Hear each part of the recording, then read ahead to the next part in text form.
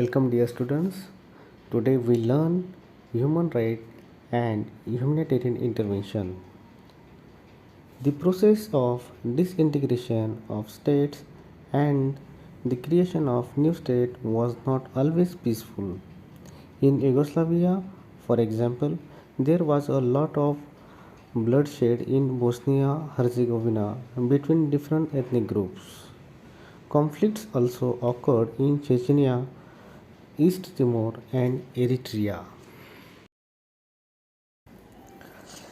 It is in response to such situation that people started to be concerned about the violation of human rights.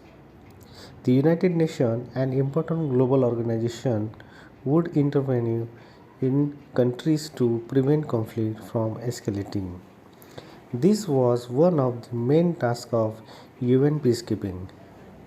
In the post-Cold War era, the United Nations continued to intervene in conflict situations to bring about a peaceful resolution of the dispute. But now, the rationale for intervention was not just to stop the ongoing war but also prevent the reoccurrence of conflicts in future, maintain peace and protect the human rights of the affected people. The United Nations intervened in Cambodia, Somalia, and Yugoslavia for this purpose. The increasing awareness about human rights and their protection in international law gave rise to a new phenomenon for protection of rights in the form of humanitarian intervention.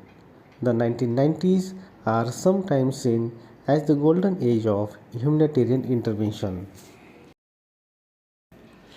तो दोस्तों इस point में हम इंसानी हुकूक और इंसानियत के लिए इंटरफेयर ये पॉइंट हम देख रहे हैं। किसी भी मुल्क का पतन होना या ख़त्म होकर दूसरे मुल्क का निर्माण होना, यह प्रोसेस हमेशा अमन के साथ होगी ऐसा नहीं है।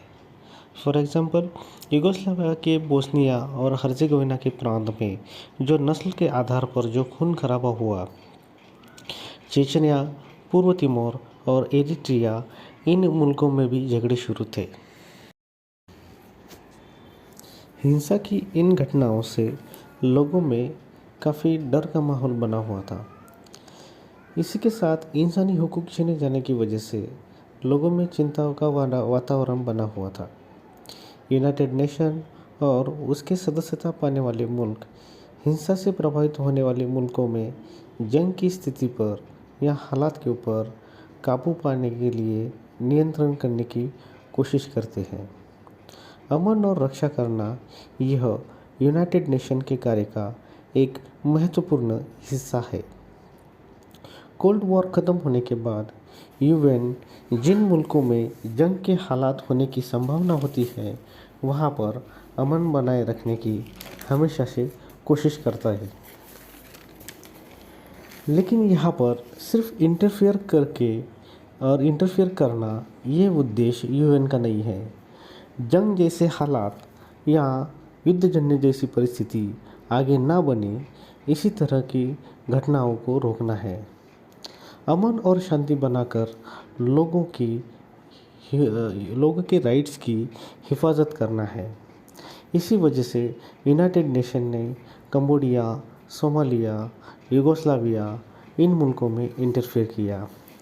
इंसानी हुकूक के बारे में लोगों में बढ़ता हुआ अवेयरनेस और इंटरनेशनल एक्ट में सपोर्ट मिलने की वजह से इंसानियत के लिए इंटरफेयर के तहत एक नई सोच सामने आई। UN peacekeeping, united nation peacekeeping.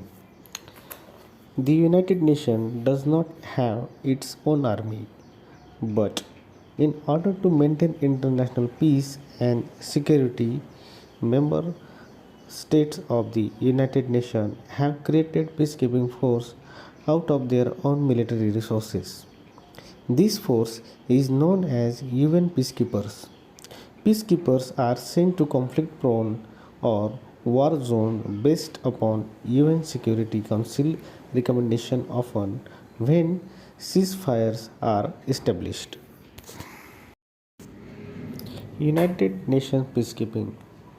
तो दोस्तों यूएन के पास अपनी खुद की सेना नहीं होती है या खुद की कोई आर्मी नहीं होती है, लेकिन दुनिया में अमन और सुरक्षा स्थापित करने के लिए यूएन के सदस्यता पाने वाले मुल्कों की सेना से एक पीस कीपिंग फोर्स का निर्माण किया है या निर्माण किया जाता है। इसी सेना को पीस कीपिंग फोर्स कहा जाता है।